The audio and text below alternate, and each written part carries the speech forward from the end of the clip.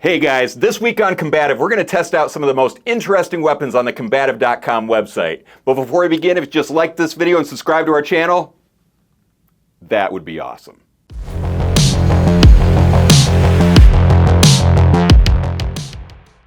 Alright, so this is the very first video we're doing for the Kombativ.com website. So we're going to do it kind of similar to how we used to do the old Karate Mart videos. I don't know if you remember where I'd have Amanda bring me one of the weapons. I wouldn't know what it was, but I got to review it. So today Amanda is kind of busy, so I'm going to have Mel bring in random weapons for me that she's grabbed from the warehouse. I'm going to open them up, we'll see what they are, and I'll give them an honest review. So without further ado, Mel, what is our very first weapon today? There you go. Thank you, Mel. I appreciate it. Okay. It's been a while since I've done this, so this is going to be interesting. All right. So the very first weapon is the compact brass spiked knuckles. Okay. Yeah, check that out. So Ian, you're behind the camera right now, right? Yes, sir. Yeah, so that's Ian. So do you notice anything interesting about these specific knuckles? I love the gold color, and there's no palm guard. There's no palm grip. So that is the most interesting thing about that, which makes it really compact. So I can fit this in my pocket really easily. You can't even tell I have it in it, which actually brings up a really good point. Check your local laws before you even consider carrying something like this out in public. But I do like how compact it is. My concern is without a palm grip, am I going to hurt my hand with this thing? So first off, how are we supposed to carry this? I mean, I see that there's some little jaws right here, which is kind of interesting. I'm going to guess my hand goes in this way, and then, yeah, this is the way it works. So see these little jaws right there? That lines up really nice with my ring finger. So that gives me a good firm grip, and then I've got this little spike here that I could use for pressure points if I wanted to, which also gives me a great weapon to use in addition to my strikes. So I'm actually kind of slightly concerned about striking with this thing, because without a palm grip, am I going to break my fingers? And am I going to hurt my hand? Let's test that theory really quick. Actually, it did not. I was expecting that to really hurt. A little bit. So I felt it a little bit right here where that pinky finger got squished in, but not bad. So personally, if I was going to carry this that was so compact without a palm grip, I would use this as more of a striking weapon with the tip up there. I'd even consider turning it around and using it for hammer strikes. So yeah, look at that. Just took a big gouge out of that. That did not hurt my hand at all. That actually felt really comfortable. And then if I was going to use it for little strikes on the tip with a forward grip, not quite as strong of a strike there. I don't know if you noticed, I didn't get quite as much momentum in there, but I think that would still really be good, especially if you hit the eyes. Don't try any of this at home, but yeah, it could be a very good self-defense weapon.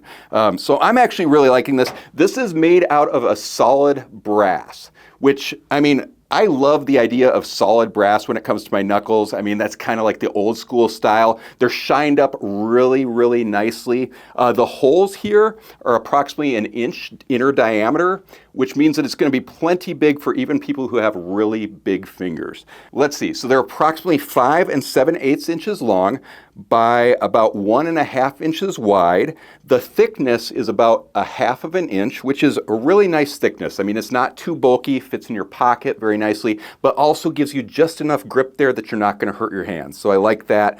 They weigh about 5.2 ounces. But that is really about all I have to say about this. So I'm going to go ahead and put this away, and let's move on to our next weapon. All right, Mel, what's the next weapon you got for me today? Thank you, Mel. I appreciate it. Kind of fun, right? Yeah. It's been a long time since I've done this. So yeah, you can tell I'm just a little off, but we'll get this down over the weeks. All right, so our next weapon is the rugged tactical Karambit. And see what I just did? I actually just ripped the paper in half, so that makes it even a little more difficult. But let's check this thing out. Oh, wow. Okay, so the first thing I have to mention about this is this is not some mass-produced knife that you're going to find. This is actually made in America, handmade, hand-forged. Let's take a look at this. First off, we've got this really nice Kydex sheath, which is form-fitted to the blade. So that blade is not coming out of there at all. And then we can also see that it's got the belt clip on here, which I love this type of belt clip. This is the kind of belt clip where it's got the little push button, opens up, hooks right onto your belt. Let's actually just hook it on there really quick. And then it clicks into place. And once it's on there, we can just click up this little lock right there, and that sucker's not coming off. So I talked to the owner of the company that manufactures this knife, and the company's name is the Armis Knife and Tool Company. And he described this knife as the perfect knife to pull out in a forward grip deployment. So he said that the best way to use this knife, put in your pinky finger in the ring, and then use it in a forward grip. So we just yank it out like that, and it fits really nicely in my hand. So check out that blade. That blade is made from a D2 steel that clearly has a black stonewash finish to it. I love D2 steel. I really love D2 steel because it's known for being very wear resistant and durable. And we can see that it's got this jimping on here that gives it a really nice grip for me. So I've got firm control of this blade. It's really nice. Now, one thing I'm noticing though is it is a more compact knife. It fits in my hand very firmly that way. If we throw it into reverse grip, it's a little tight. It actually is really comfortable for me, but if you've got larger hands, you might want to take that into consideration. The ring inner diameter is approximately 7/8 inches, which is good for most people's hand size. But again, if you've got ginormous hands, consider that. It might actually not fit you, but it fits me really nicely. I'm 6'4", 235 pounds, fits me really, really nicely. We can also see that we've got these black G10 scales on here, which I love G10, very durable, gonna be very weather resistant, and it's very comfortable in my hands.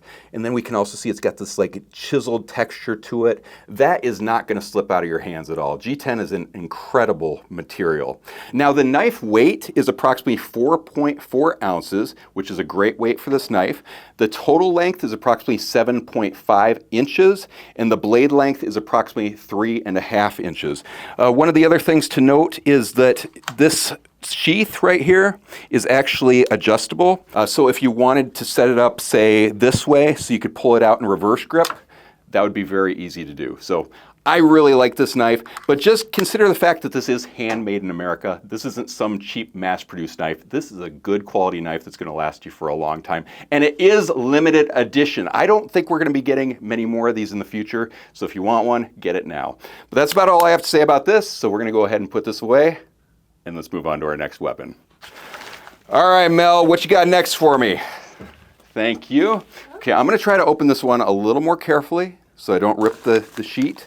Okay, a little bit. I still ripped the sheet. Okay, but, and I did cut off the words again.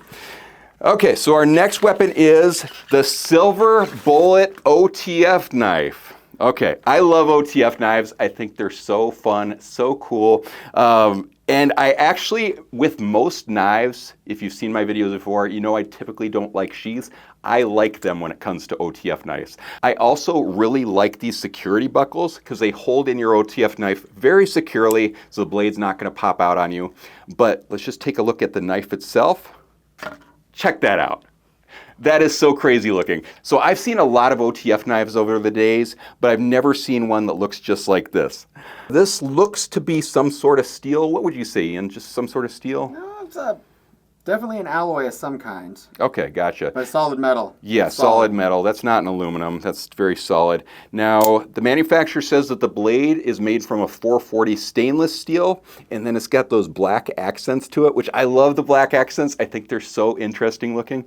But the coolest thing about OTF, which stands for out the front, is how quickly you can deploy the blade. I mean, is that not so cool? I absolutely love that. I think that's so neat. Now, the blade length is approximately 3 5/8 inches.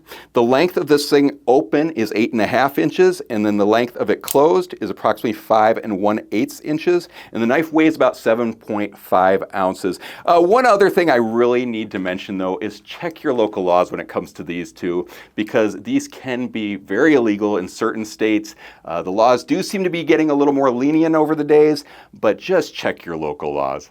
But I think that's about all I have to say about this. So if you guys could do me a favor and just put in the comments which weapon you like best this week. I just want to know what you guys are interested in so I know what to review in future weeks. But thank you so much for watching. I really appreciate it. Check out Kombativ.com because it's the coolest website in the world and I absolutely love it. But until next time, stay combative. But make sure it's in a self-defense type situation.